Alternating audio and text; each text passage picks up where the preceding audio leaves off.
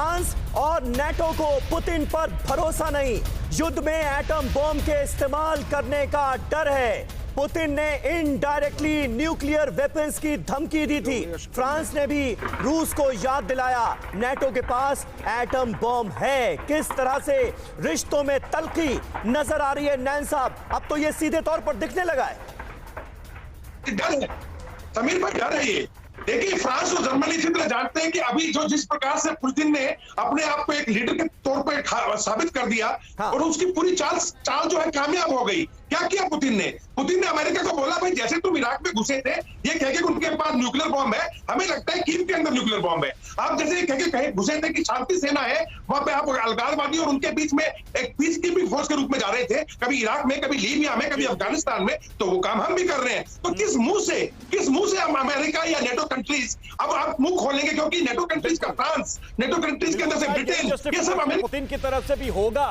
लेकिन चूंकि युद्ध शुरू किया गया रूस की तरफ से, तो बहुत सारे सवाल तो होंगे ही। और इस बीच देखिए, ऑस्ट्रेलिया ने भी रूस पर कड़े प्रतिबंध लगाए हैं, ब्लैकलिस्ट किया है। रूस और बेलारूस के नेताओं को ब्लैकलिस्ट किया है। रूसी अटैक पर ऑस्ट्रेलियाई पीएम स्कॉट मॉरिसन का बयान, यूएस और यूरोपीय देशों की तरफ पाबंदियां लगाएंगे, यह ऑस्ट्रेलिया की तरफ से कहा गया है। यानी कि जो सैंक्शंस की बातें कही जा रही है, वो लगातार उस पर अलग अलग देश अपना फैसला सुना रहे हैं। लेकिन इस बीच यूक्रेन में, कीव में हालात क्या हैं, वो हम आपको दिखा रहे हैं, और किस तरीके से यूक्रेन अलग थलग पड़ा हुआ है। यूके देवनाथ सर, ये बात तो हो गई कि पुतिन क्या एक्सक्यूज देंगे इस वॉर के लिए, या जस्टिफिकेशन कैसे करेंगे, लेकिन युद्ध हुआ, रूस की तरफ से एग्रेशन किया गया, वॉर क्राइम के मामले जब आएंगे या जो आरोप लगेंगे, उसमें क्या रिस्पॉन्सिबिलिटी फिक्स होगी? क्योंकि ऐसा नहीं होगा कि कोई भी देश अटैक करेगा फिर उसको इन आरोपों का सामना नहीं करना पड़ेगा कि आपने जानबूझकर एक पीसफुल कंट्री के ऊपर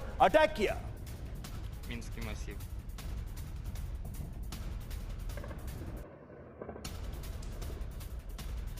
देवनाथ सर, किया हुआ है वो जी जी जी जी बोलिए।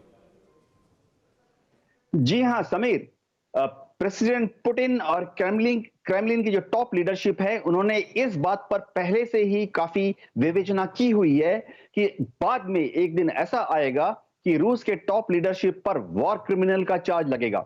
लेकिन वो इसके लिए पूरी तरह तैयार हैं।